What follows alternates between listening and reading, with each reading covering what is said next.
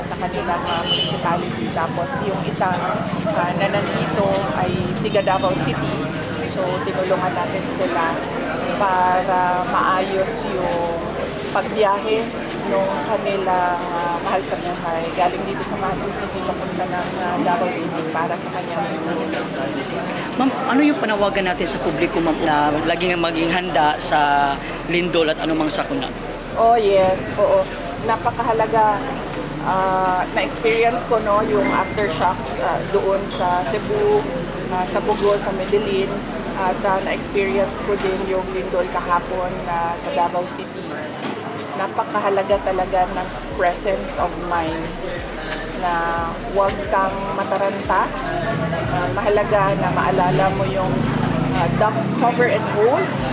At kung pwede nang tumayo para lumabas, kung safe na tumayo, lumabas, ay lumabas kayo sa open area, open space. So mahalaga talaga yon na hindi mo makalimutan kung ano yung mga dapat mong gawin pag nandyan na yung lindol.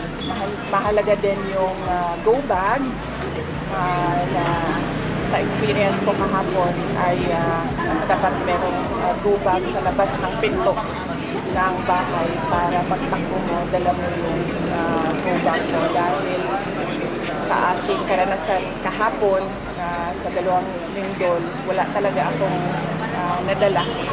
Kahit cellphone ko, hindi ko na siya nadala nung paglabas namin, takbo namin palabas ng bahay. Tapos nangailangan ako ng towel doon sa labas.